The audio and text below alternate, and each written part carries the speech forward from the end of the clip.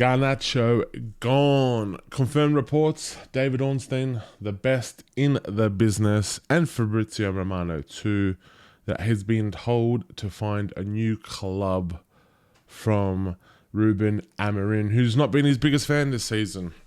It was a rough start for Garnacho when Ruben came in, famously left out of that squad against City, dropped, he was fully fit, but he recovered well. And it's a sad state of affairs, if you ask me, because it's obviously it hasn't finished well, you know.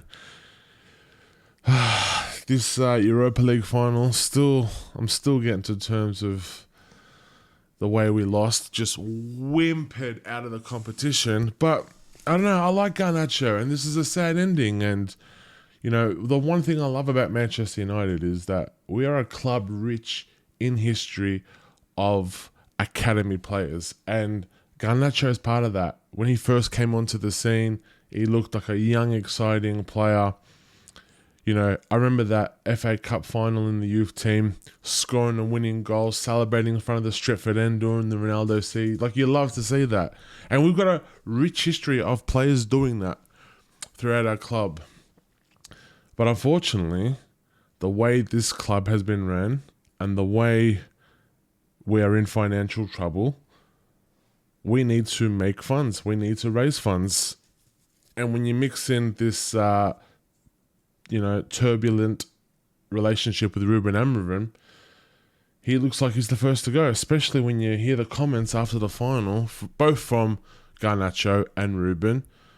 You know, Garnacho said what he said. He's frustrated. And you know what? He has a right to be frustrated. You know, he played, 56 games. He played more games this season than Bruno Fernandes, Garnacho did. And that's the one thing I like to say about Garnacho is that he's always fit. You know, he might not always be the best player. In fact, he's far from the best player. But he's young. He's only 20. Name a player his age in the Premier League with the amount of experience and game time he has had at that age. It's remarkable when you think about it. In fact, he's had too much game time, if you ask me. But he's only 20. And I know he doesn't make all the right decisions all the time. And he makes a lot of wrong ones, and he can be extremely frustrating. But I think that will improve. I think he will get better. And if we do sell him, which it's all but confirmed that we are going to find a suitor for him now, wherever he goes, he will flourish, 100%. If he goes to Napoli, goes to Serie A, Spain, wherever he goes, I'm going to put money on it that he will flourish. And it's a sad situation because Man United, we're built on academy players. We shouldn't have to sell our best players. We shouldn't have to. And there's talks that we're going to sell Kobbie Mainoo. And if we sell Mainoo and Garnacho, mate, there's going to be uproar. And rightfully so. We shouldn't be selling our best academy players. Especially for the financial mistakes of this club. It's not even the financial mistakes. It's just mistakes in recruiting as well. It's just poor decisions left, right, and centre for a whole decade. Now, is he being the best winger? If we are actually going to strip the club back and we are actually going to rebuild, is Garnacho a starting winger for us next season? No. If we are serious about building a team, getting into the top four, getting European football again, he is not good enough, okay? But I would keep him. I would keep him as a squad player, bring him in and out of the team like he should be, not starting 58 games this season. Not starting 58 games, playing 58 games this season. That's ridiculous for a 20-year-old. But he does have 21 goals and assists this season, which is second to behind Bruno Fernandes, which is remarkable, really. I know it's been a low bar. I know it's been a shit season. But second to Bruno Fernandes in the whole team is a decent record. And I will say that about Garnacho. He's always fit and he's always threatening. Whenever he's on the ball, no matter what, if we're winning, we're losing, he looks threatening. He's not scared to take players on. He's not scared to create chances. But at the same time, that is his downfall too, right? It's his selfishness. Doesn't look for the pass, doesn't look for the cutbacks. He's always looking to score.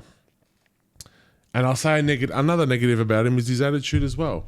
This is not the first time, after the press conference in the Europa League final, where he's come out, he said something stupid, and he's come out and caused havoc for the team. So he does have an attitude problem as well, So it probably is time to cash in on him, and I think that's what Ruben's going to do.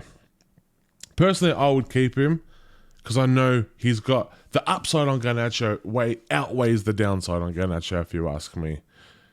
We will get a lot more out of keeping Garnacho long term, in my opinion, than if we were to sold him and use those funds on another player, because I don't trust this lot to use those funds to find someone even better than Garnacho. I just don't see it. Honestly, I don't.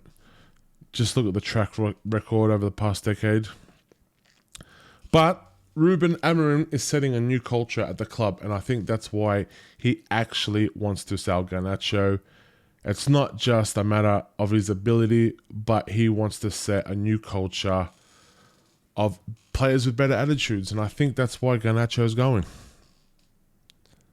And we are starting to see the new Ruben revolution at the club. I think he wants to change a lot of the things behind the scenes so we can improve on the pitch. So yeah, would you sell Garnacho?